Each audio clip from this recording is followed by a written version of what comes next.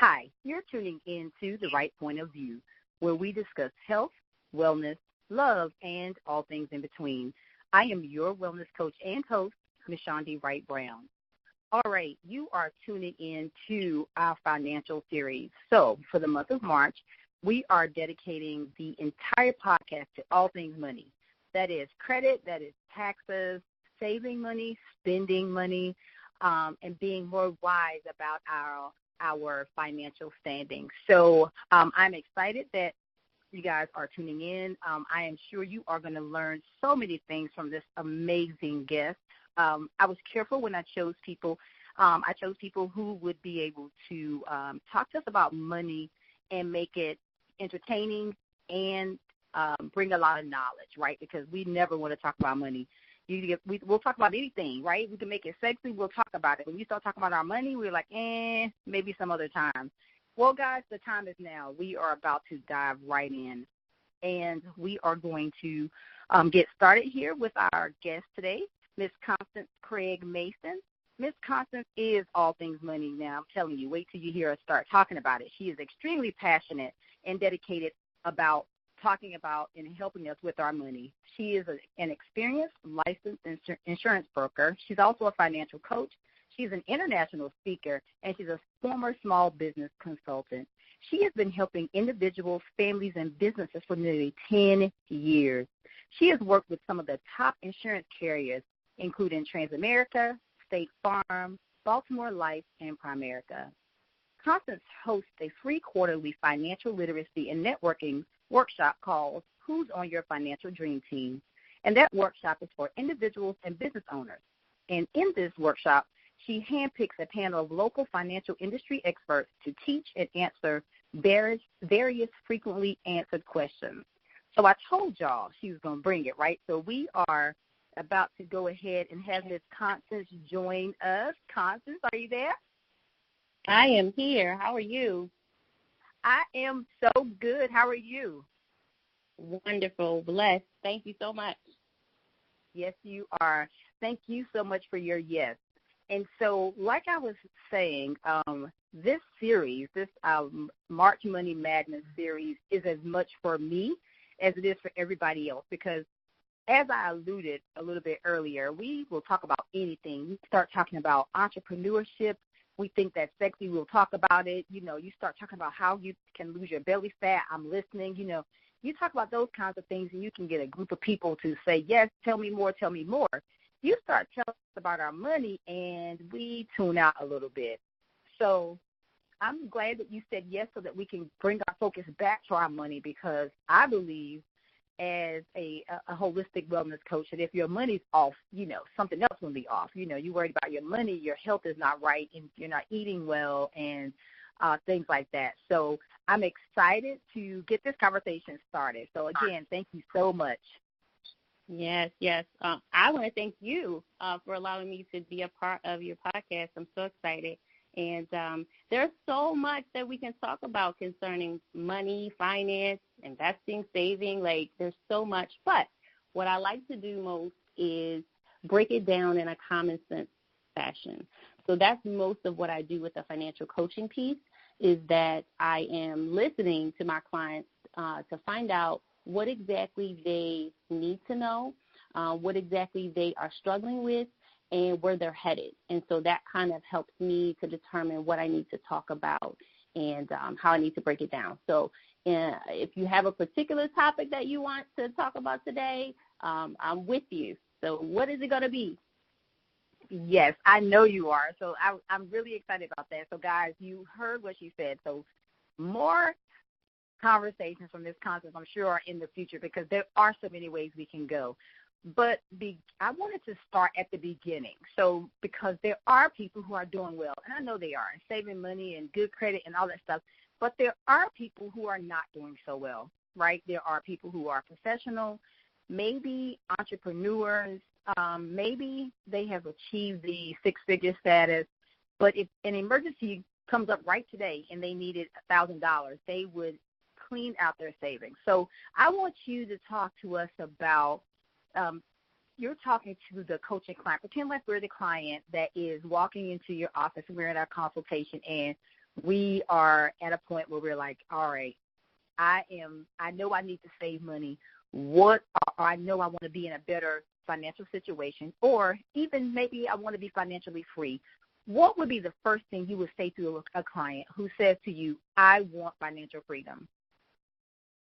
Absolutely. So I would ask them, what does financial freedom look like in their eyes? Because it's different for everyone, right?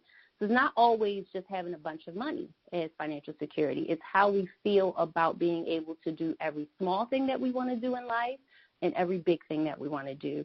And if you're anything like, my background of where I came from, financial literacy was not something that was a strong suit in my family. And so everything that I learned to do in my latter years as I was coming up, I had to Google it, to be honest. And from that, I began to want to know more and grow my life. And so when I came into the business as a profession, obviously I got licensed and things like that. But every single thing that I thought was like way out of reach and out of touch for me was like so basic for a lot of people. So I'll give you an example. So for me, financial security would be being able to have my own car. Being a single mom, I didn't have that. I didn't even have a license till I was 23. So in my mind, I was way behind on just basic things. So financial security would be, getting a car, being able to take myself and my children where we needed to go, being able to, maybe pick a job that paid more but was further away from my home. For me, just having a car and a license was security. Being able to have a bank account was something, again, that was not done in my home. We did not see that. We weren't taught that.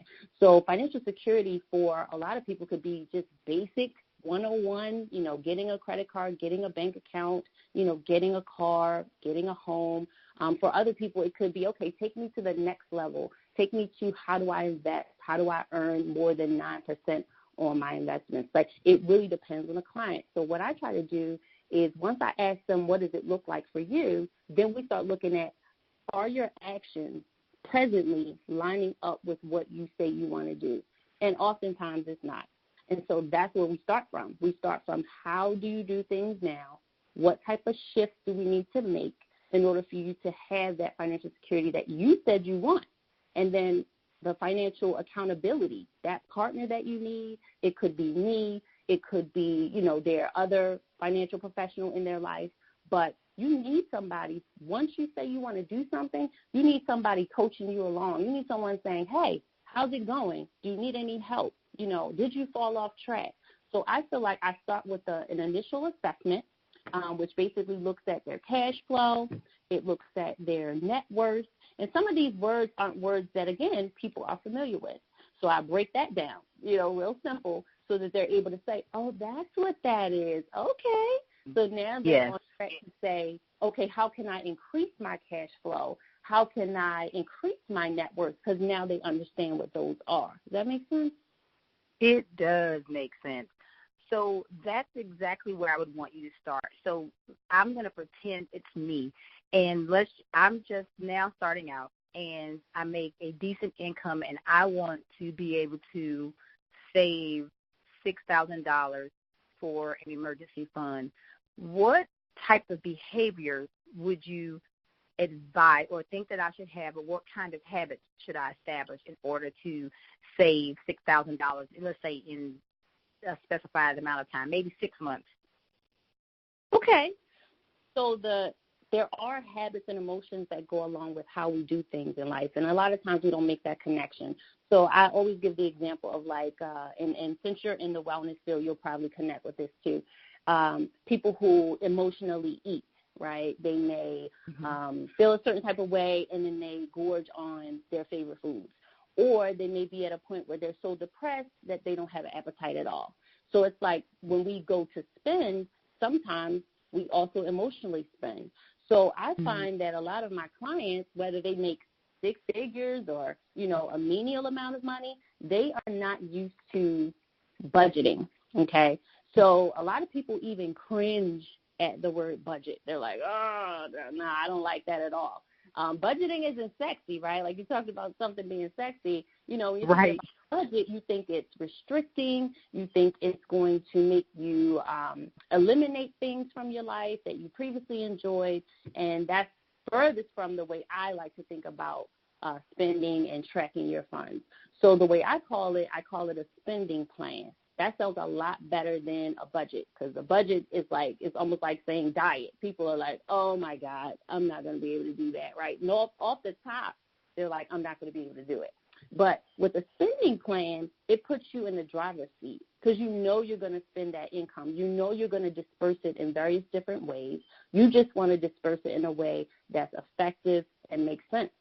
So in that regard, now I can set goals based upon my spending plan. I can set my savings goals based upon my spending plan. So that's really putting a positive spin. I know we talked on yesterday also about putting a spin on the previous negative thoughts that people had about certain things. So the first thing I would say is get yourself a good spending plan going. Now, it's so many different templates out there. If you have a financial coach, or sometimes even an insurance agent can help you with something like a template. So if it's Excel and you feel like you're really good with those type of documents, you plug your numbers in. Where do you get those numbers from? So you get those numbers from your bank account, right? If you have some type of income coming in, hopefully it's being deposited into a safe place like a bank account. So with that being said, you can easily go and pull a statement up. I recommend at least 3 statements consecutive, so you can kind of see what is the trend of my spending. So let's say, for instance, most of us have some fixed expenses, which could be rent or mortgage, things like that. So we kind of know exactly what that's going to be coming out of our income each month. But then you might have some variable expenses, right? That might be, say, food, because sometimes you have to buy a little more, a little less. It could also be, let's say, your utility bill. Sometimes that goes up and down. Maybe even your cell phone bill. Maybe there's fluctuations there. But what the spending plan is going to do, it's going to take your net pay, you're going to plug that in, and then you're going to use your bank statements to kind of track, how do I typically spend my money? What do I typically spend on groceries? What do I typically spend on my utilities, my phone bill, that kind of thing? And you're going to plug in an average of that. When you get to the bottom, you're going to come up with either a plus or a minus, okay? If you're in a minus, that means that you have a shortfall of income for the expenses that you're spending. And if you're in the plus, that means that you have a positive cash flow. You have something left over after you've taken care of your bills, and you can use that cash flow for your goals. You can use that cash flow for investing. You can use that cash flow for a project that you have coming up, maybe for starting a business. Everything is going to start from the cash flow. And you can't just come up with a number off the top of your head. You kind of have to go and dig and see how do you do things. Does that make sense?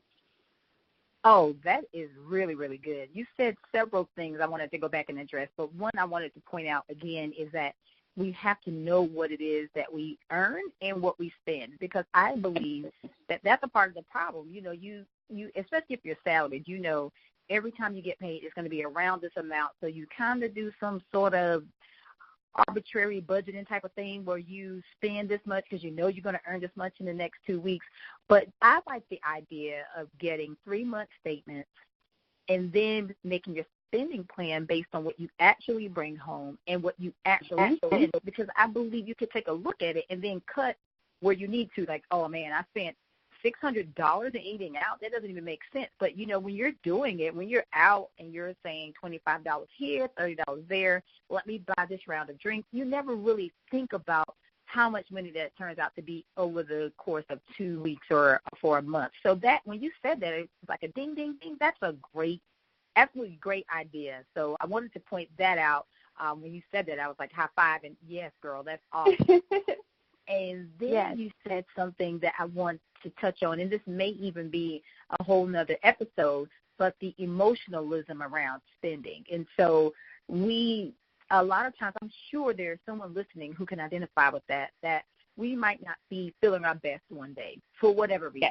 Yes. Gained a few pounds, lost a few pounds, work not going well, relationship not going the way we want, something. And we say, oh, if I get XYZ is going to make us feel better.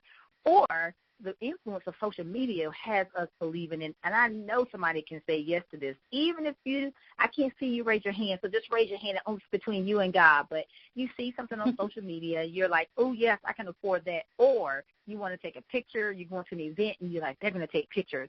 Let me go get a whole nother outfit because I already took a picture in this. So those types of things, when you're saying that, I imagine that my statement is filled with those types of decisions, that I'm going to an event and I wore this black dress before, or I wore these shoes before, or I need a new hairdo, my hair looks okay. I imagine that those are opportunities once we see it. Sometimes you need to be it needs to be right in front of you. If it's, you take your debit card, you swipe, the money leaves, some more money gets put back in 2 weeks, you don't really pay attention to it. But just like you said, just having it in front of you and then being able to come to grips with yourself, saying, why did I really buy that? And why did I spend $50 at Ross? Or why did I spend $120 at Target? Because let me just tell y'all, Target, we should be able to use our health savings account for Target, because everybody goes in there with a million things. But it's because they make it so pretty and fun and we're emotional, right? But like you said, just having those 3 months and being able to take a look at it and say, wow, I probably could have saved $30 there and $20 there, and then over the course of 3 months, there's your emergency fund. And I didn't mean to go ahead because I know at some point you are going to talk about that. So that is really, really good. Okay, all right. So now you've got us thinking about our 3 month plan, looking at our 3 months, and then making a spending plan. So I like, we talked about this. I like that positive spin on it, because if you tell me I'm on a budget, I'm like, I'm an adult. You can't budget. Yes. But if you say that's exactly plan, it. I know you hear it all the time. I know you do. But that's exactly if you say a spending plan, you're saying, Mishondy, I know you plan to spend money. So now let's take a look at it. And that says that's a cooperative thing. It's not punitive. You're not telling me what to do. And it sounds like my coach is looking out for my better good. So I love that. I love that approach. All right. So absolutely. Now you have us. We're sitting down, and we're looking at our 3 months. And tell me what happens when we plug our numbers in and we have a negative cash flow. So at the end of the day, that bottom number is a negative. What would be the first step that you would advise your client in making that a positive number? That's a great question. And you actually touched on it a little bit as you were just speaking. So you're talking about looking at that statement, and you might see some emotional purchases. You might see, I just bought that dress just because I didn't want to have the same outfit on that I had on 2 months ago on my Instagram. But there is such a thing as even people who grew up in poverty, like myself, who now are in a slightly better place. You have those emotions, right? You have the, because I didn't have it when I was growing up or when I was a young adult, now I have it, I could just go do what I want. And, who's going to check me, right? Because I have the money. Yes. I could just do what I want to do. So that is an emotion tied to poverty that nobody's going to ever tell me I can't. I'm never going to put myself in a position to not be able to do it or pull that trigger if I want to. So that is emotional, too, coming from a place of lack to coming out of that space. And you can look on your statements and find those as well. And then what I tell people, when they come up short, right, that's the reality. You're coming up short. You don't have enough for what you spend on. I always tell people, look at what you're spending. So I'm not telling you to not have cable. I'm not telling you to not go out to eat. I'm not telling you to not buy clothing. What I'm saying is, can we be reasonable about it? Can we look at the channels that we actually watch and call the company and say, hey, do you have a package that has these shows in it? So maybe you go from a $350 package of channels down to a $175 or a $220 or whatever. You're still going to watch your favorite shows, but now you're not paying an exorbitant amount, $200 and $300 a month for a cable bill, right? So that will allow your shortage to be less, right? So as you start looking at, okay, what am I really doing? It could be something as, maybe you're doing something with your utilities. Maybe you're unplugging things. Maybe you are, paying attention to your temperature instead of it fluctuating every time somebody feels a little cold or a little hot. maybe you monitor that a little bit better. There's always things that you can do within what you're already doing that can literally save you money. So with looking at those bank statements and seeing how much you're paying, yes, you're looking for maybe the emotional purchases, but you're also looking for what the things that you would consider to be like your necessities. I need to have this or I need to have that. But does it have to be $300 a month? You get what I'm saying? Right. So yes. it also puts you in a position to make some shifts with what you're doing, but still being able to do it. And I'm a prime person to tell you that you should have what I call a PAL, okay? PAL, as in Larry. It stands for personal allowance. And what that means is within your expenses, since we're looking at how much cash flow we're going to have, within your expenses, you should also have a PAL, which is for you. What that means is, okay, if you want to set aside, I don't know, $100 a pay or whatever you come up with, because you know you're going to want to pick up a dress every now and then. You know you're going to want to eat out at your favorite shop or diner or whatever. You know you're going to want to do that, and you don't want to feel guilty about it, but you don't want to overdo it in case you're a little tight that pay.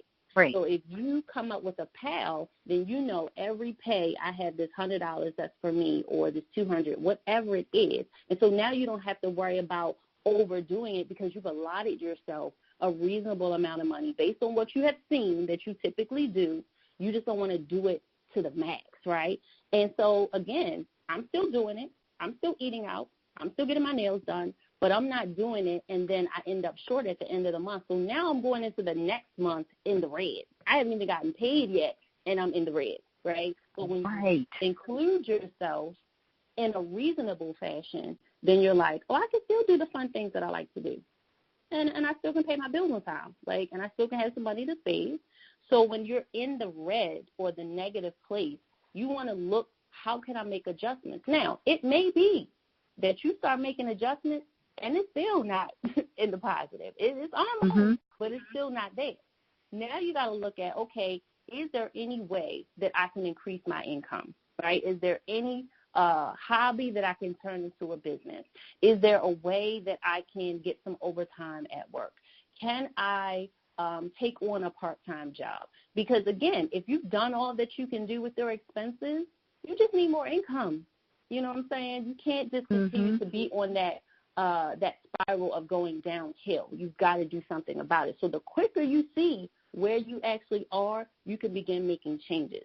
So that cash flow is going to really let you know what you need to do going forward in your life so that you can begin to, we talk about financial security. If that means having more than enough, if that means being able to leave an inheritance for my children's children, then that means I have to at least allot some time to sit down and look at it. Just look at it, right?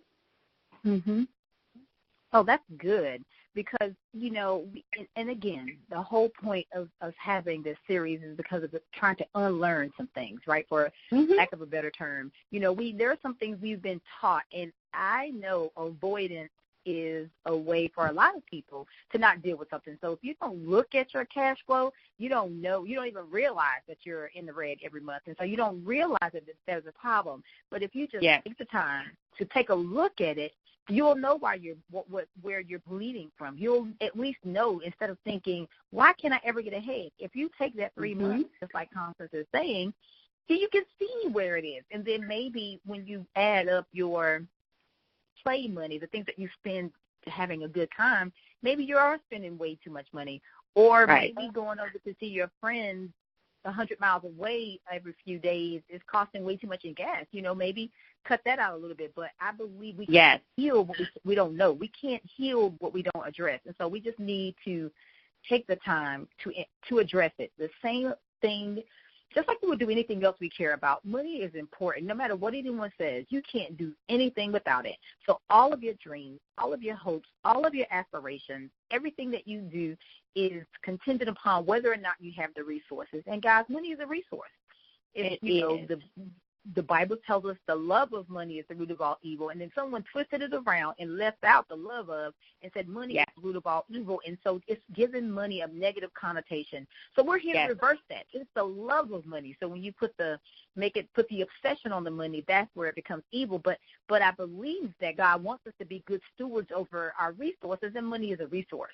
So it's time that we change that whole conversation, and it's not negative and it's not bad, but we say, all right, let me come to grips with what's happening here. I make $100,000 a year. My credit score is 500, and I have $50 in the bank on reserve.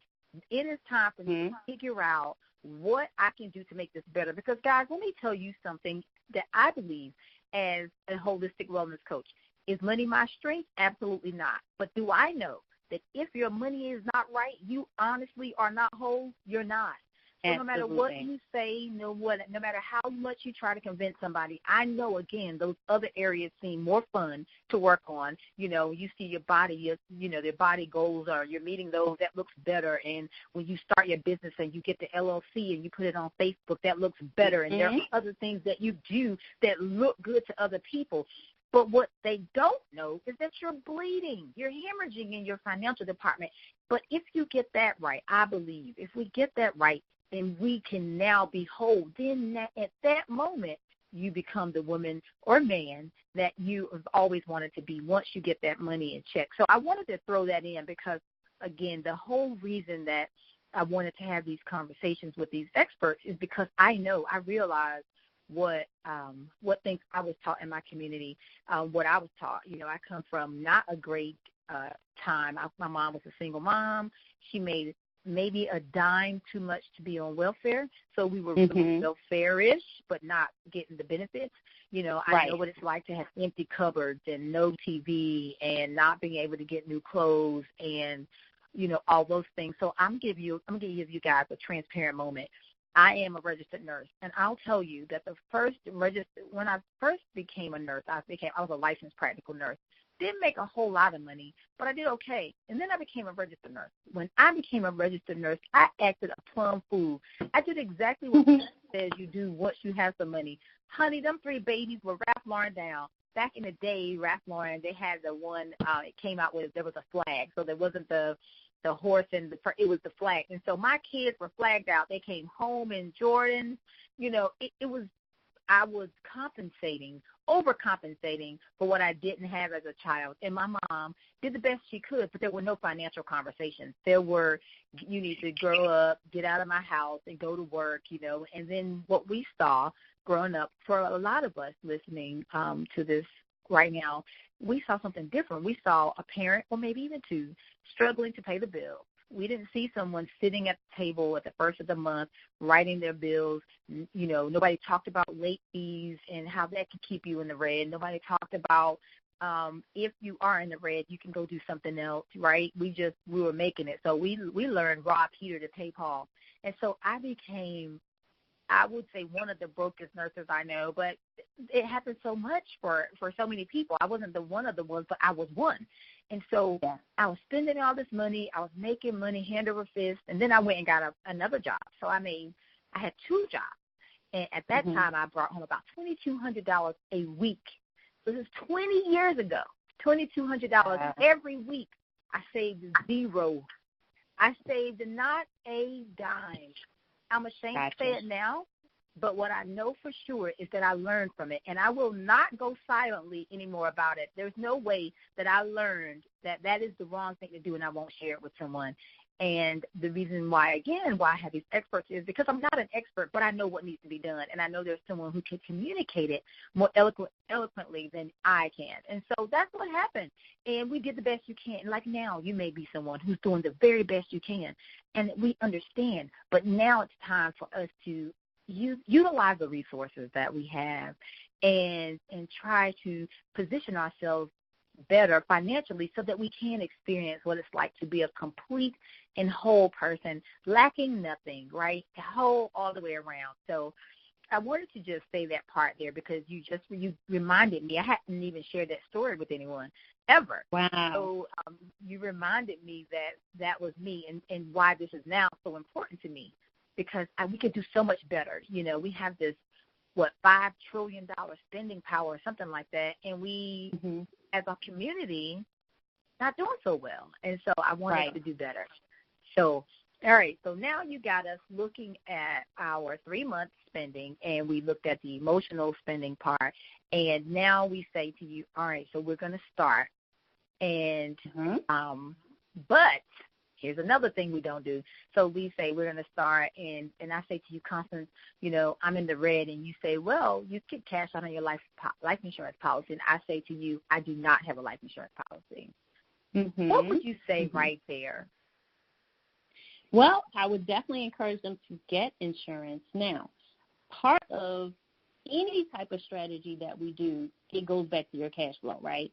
So let's say in the instance the person is in a positive cash flow status, but they don't know what to prioritize, how to get themselves financially strong. They've got this, $600 left over at the end of the month, but they don't know whether it should be on life insurance, whether it should be trying to invest in the market. They don't know what to do. They found the money, but they don't know what to do.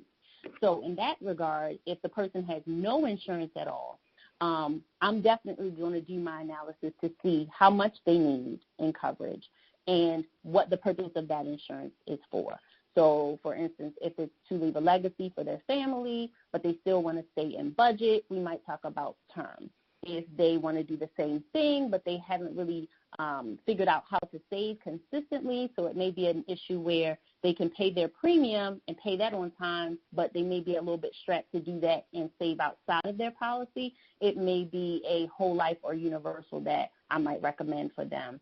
But that cash flow is going to be key. Now, when I started learning about money, I had to learn the hard way by Googling everything. If you're blessed enough to have someone like a professional, a coach, an insurance agent, or something like that is going to sit down with you, they will tell you that financial security as well as wealth is built, especially if you didn't grow up with a silver spoon in your mouth or you did not receive an inheritance, right, from family members.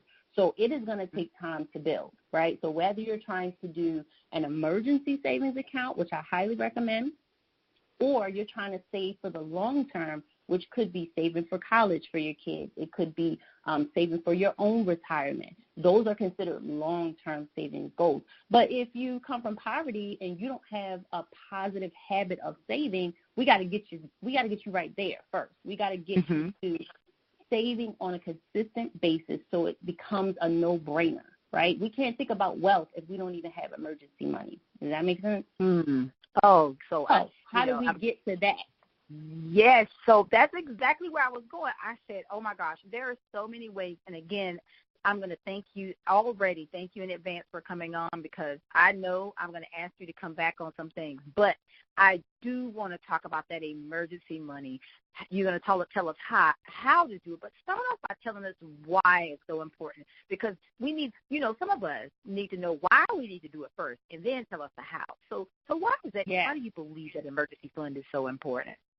We need to have an emergency account or fund because life happens, right? That tire's going to blow on the side of the road.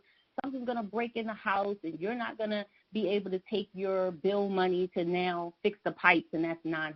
Like, stuff happens, right? And everything isn't going to be covered by insurance. Some things are and some things aren't. But if it is not, are you able to put your hands on some liquid cash, something you do not have to sell off, something you do not have to have penalties for, that you can just go and grab and take care of your situation, right? So life happens, one. And two, even if, like in the instance that we just recently had with the furlough, right, the government caused a hardship for a lot of people. Now, we might not have ever thought that the government would cause a hardship. We might think overspending, not saving, things like that would cause a hardship. No, we wouldn't think that the government would put us in that position, but it happened. And it was for almost 35 days.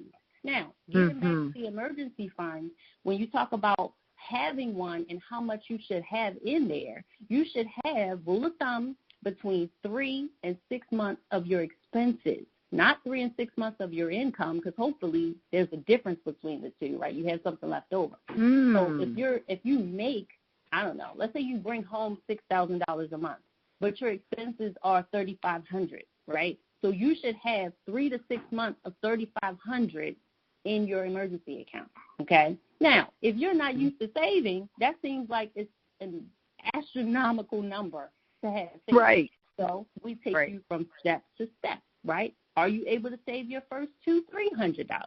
Are you able to save $1,000, right? We all have a goal. Our goal would be 3 to 6 months.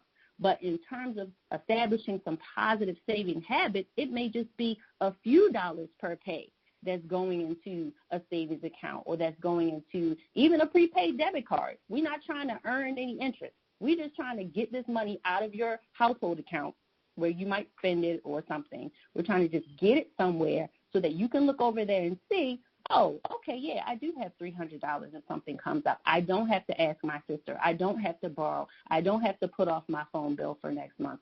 I have to learn that once that money goes over there, I'm going to leave it over there, right? So, again, that comes from your cash flow. So if you didn't track what you actually have, then you can't project, oh, I can do $25 a pay, or I can do $100 every 2 weeks. You have to be able to know, so you can go to your employer if that's the situation you're in, and go to that department and change your direct deposit from one account to two and have that amount going over there, because out of sight, out of mind. It's going over there. I'm not swiping it, not going to McDonald's with it. That's for my emergency fund. And I even have a way for people to save their first $1,000 in a very creative, fun way. So, again, it takes the stigma out of, oh, Lord, I got to save $1,000. And I don't know where it's going to come from or how I'm going to do it. Like, it puts you in the driver's seat. So being able to track the money, see that you have something left over, set up something systematic that can go into an outside account that is not for your bills, that you can leave over there. Once you start to see it accumulate some, then you can say, okay, my goal is to have that 3 months of expenses, or my goal is to have that 6 months. But just to be able to establish a positive saving habit, you can start with something as little as a couple hundred, or even that $1,000 challenge that I talked about. I love that. So, guys, you're going to have to make sure you follow Constance so you can get access to this $1,000 challenge, because, like you said, that can be for some a daunting task to say, you know, right now, we're having this conversation, and hopefully if you're not already started, we're planting the seed, right? And so we're planting the seed, and you say, that sounds great, but I have no money right now. You're telling me that I need to save $1,000. Tell me how. And so I think that's a great idea, to make it fun, not restrictive, like she said, not punitive, nothing negative, make it all positive, and knowing that. And I tell you, just when I learned that concept some years ago, I can't remember where, but I remember the first time I had an emergency and I had to go to the emergency fund, and I remember the relief that I felt knowing that I already had the money set aside for emergency fund. So it was separate from vacation fund, because you go, if you want to go on vacation, or you know how you save your Christmas money, you don't want to make those situations bad either. You know, you want to save those, but just really saying $1,000, I'm going to save it. And it was so peaceful. I felt so good. And I remember what made me do it was somebody said that emergency fund, that $1,000 is what keeps you, is the difference between like having a home and becoming homeless. Like that $1,000 is oftentimes the only amount that somebody needs to get them over. You know, like Constance said, your tire blows, or some other, you know, life happens, like the plumbing, the hot water heater goes out. You know, if you think about it yourself, those emergencies that came up, they were emergencies because you didn't have $1,000. And most of the time it was less than that. And so once I learned that, I said, whatever I have to do, there will be $1,000 somewhere, so it won't be me making a decision between electric and this emergency, or car in this emergency, you know. So that's great advice. So you guys make sure you follow Constance, because when I tell you, this is just the beginning. We are just now scratching the surface on the areas that she specializes in. She and I have already talked offline, so I already know what other types of things that she does. So, okay, now we are looking at our money. Are thinking about an emergency plan, and you now said, look at how much you can save. So even if again, so maybe go back to that. So just touch on just some words of encouragement for somebody who is, again, I always say social media because you guys, be honest, it is the single most influential thing in our lives right now. And so social media will have you believing that you're not going fast enough, you're too slow, you're not good enough, that's all the money you've got, that's all you've done, you don't have any investments. So I want you to give some words of encouragement for that person who right now says, okay, they're right, she's right, I should probably start saving money, and I only have $20 a pay period left. I just want you to encourage them and just say just let us know how important any commitment to our financial freedom is.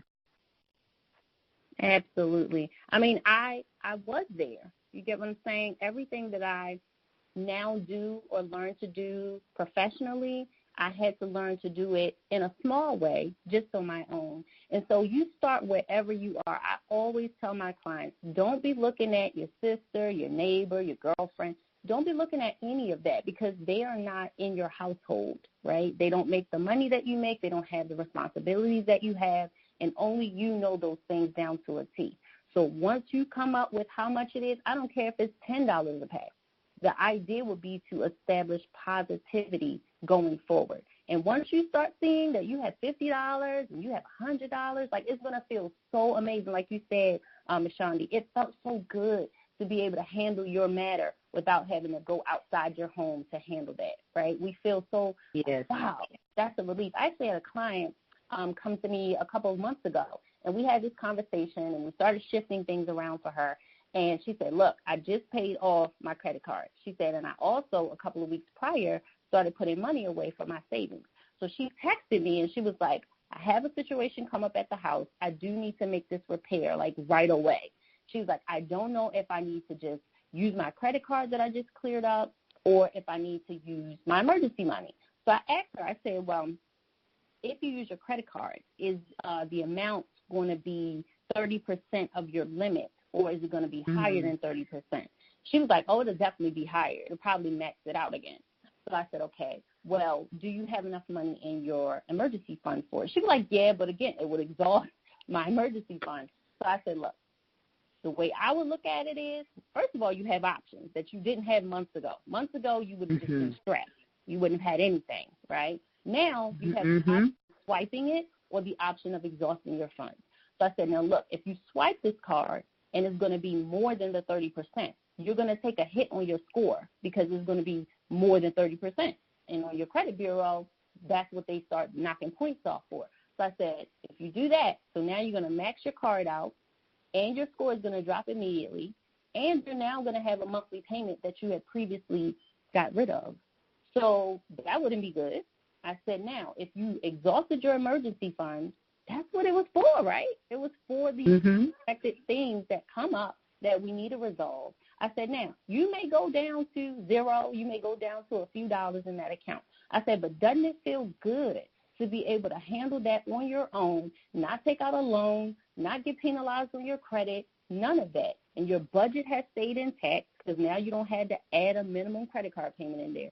Your budget has stayed intact. Now, I told her, I said, don't get in your feelings and be upset because now you feel like you have to start all over. And now next pay, I'm going to try to find a way to put all that money back. That's not reasonable, right? That doesn't make any sense at all. You just continue on the path that you were on. If it was $50 a pay, well, $50 a pay. You did it right. You proved to yourself that you could do it. Now you just need to continue to do that. But it's like emotional because we got attached to, I got that 800, I got that 1,000, and now it's gone, so you feel bad. Don't feel bad. You actually did what you were supposed to do, right? Yeah. So I love actually being able to help shift the mindset from, oh, I didn't have it before, now I have it, and if I don't have it again, now I'm a loser. You are not. You finally shifted some things, and now you've proven that you can do it, right? I love that. That's true. That's exactly what it feels like. And so you touched on some things, and I'm going to tell you right now, I absolutely need to have you on again. So I could go for hours because there are 75,000 more things I want to know from you. But I'm going to say this right now. So right now in this conversation, so you guys listen out for part 2. right now in this conversation, you have us looking at our money, taking a realistic a hard look at our money for 3 months and starting talking about a spending plan. And, guys, I'm going to tell you, Constance is a financial coach. So if you need some help, there's absolutely nothing wrong with having a coach. I need a coach. I have a couple of coaches already in different areas, and I need a financial coach. So that's something that you shouldn't be ashamed of if you have the resources. Now, if you don't have the resources yet, then the goal is to, if you want a financial planner, maybe save up for it and figure things out. But Constance has already deposited some things to help you get started thinking about how you can at least start to look at your money, right? And like she said, when you look at that line by line and you come up with $600, $700, $800 where you spent on happy hours and food, and nails and hair, maybe reevaluating those things to see if those things are necessary in the grand scheme of things, right? And starting wherever you are. Just looking realistically saying, okay, I can't save but $10 a pay period, but I'm going to do it. Because what I know for sure is what you do over and over and over again, you do over and over and over again. So it becomes a habit. You will one day look up and you will realize that it doesn't matter what comes up. I'm saying I have to put this money to the side. I have to put this money to the side. And then better habits, and we feel better about ourselves because we've reached a goal, right? We've done something we said we were going to do consistently, and I believe that our view on money changes. At that point, we want to know, like she touched on before, and we'll have to talk with us about in another episode, that where should I put this money? Should I be investing? Should I put it in an interest-bearing account? Am I just putting it in a savings account with a 0.7% interest rate? Or what am I doing with that money? So that is where we're going to go after this conversation. But for now, I wanted to say thank you, Constance, from the bottom of my heart, because we don't talk about this. We don't know where to start. And sometimes, especially for people who are overachievers, entrepreneurs, doing things, amazing things in our career, we don't want to raise our hand and say, hey, I need some financial help, because we think that's bad. But I think it is the absolute most mature, wise thing that you can do to say, I realize that I'm a little off in this area and I need some help. And I wanted to be able to offer you some amazing financial experts, coaches, and those types of people who can help get us on the right track. So I'm telling you, she's amazing. If you can't tell right now, this is her passion. So, okay. So now we're going to wrap up. I'm going to ask you, do you have any, for this, because we're going to come back with a part 2, guys, but for this episode, do you have anything you want to share with the audience? I definitely want to share that if you find that tracking your expenses on paper or even through Excel and things like that is difficult for you to do, there are a bunch of apps out there that can help you streamline, looking at your income, looking at your expenses, things like that. One that I particularly use daily myself is called Prism. So if you have a smartphone, like an iPhone or a Droid or something like that, and you have access to an app store, if you find Prism, it's PRISM as in Mary, Prism. It is a free app. And you go on there, and any of your accounts that you can log into online, say like your bank account, your retirement account, your utility account, anything that you can log into now separately, you can go in Prism and log in through there. And what Prism does is it pulls the data directly from your bank account, your utilities, and things like that. And what happens is, let's say, for instance, your gas and electric bill. So if you're in Maryland and you have BGE, if you log into your BGE account through Prism, it's going to then pull that data. So you'll be able to see your balance that you owe, the due date, and everything through Prism. So what happens is if that bill is due on the 12th of the month, then it's going to show you a calendar. And not just BGE, it's going to show you every other bill that you have on that Prism account and when it's due and how much.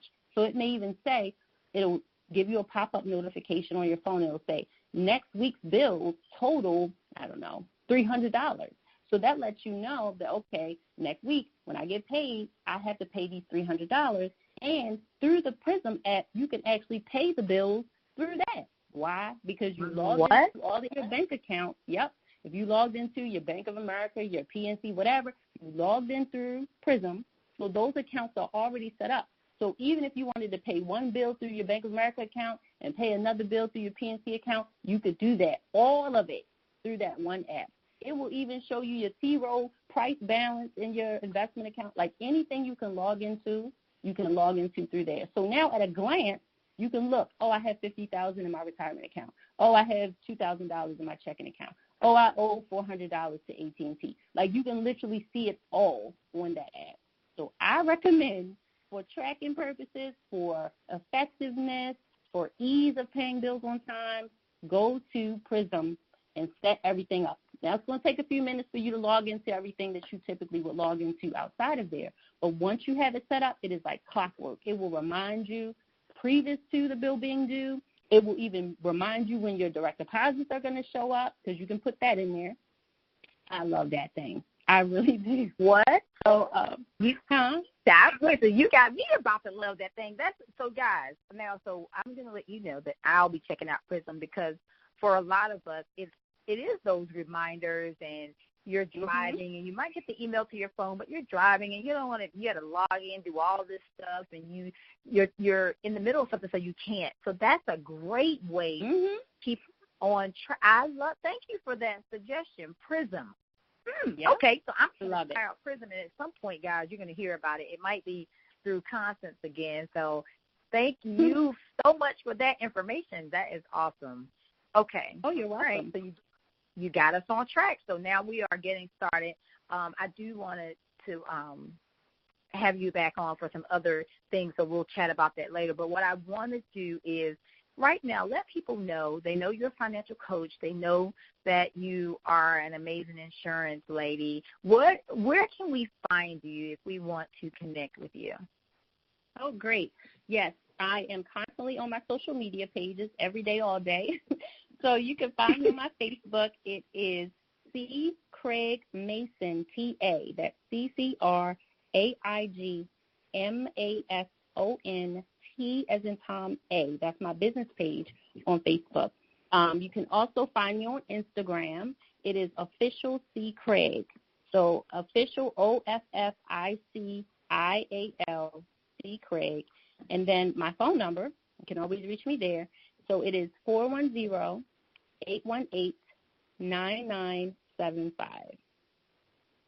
Awesome. So you guys, I'll put that, if you missed any of that, I'll put that in the body of the podcast for you, because I think in as much as anything else we need to get us right, we need to get our money right. So I'm happy to share all of that information, reshare all of that information with you guys, and to share my amazing friend and this financial expert with you guys. So I am going to ask you one more thing, and then I will let you go. So My question for you right now is, in thinking about money, what is money to you? So I'm going to say a statement, and I want you to complete it. I'm going to start the statement, and I want you to finish it for me. What is money to you? Money is options. I love that. Money is options. Most definitely. So that's it, guys. That is it. That's all. We are going to come back. I'm going to share some more amazing things with you from Miss Constance. But right now, we are going to say thank you so much for tuning in. We're going to thank you, Constance, so much for sharing your time and your expertise with my audience. Thank you so much. You're welcome. Anytime you need me, I'll be happy to come back. Thank you. I really appreciate that. And, guys, I'm going to let you all go. But for now, beloved, I wish above all things that you would prosper and be in good health, even as your soul prospers. Have an amazing day.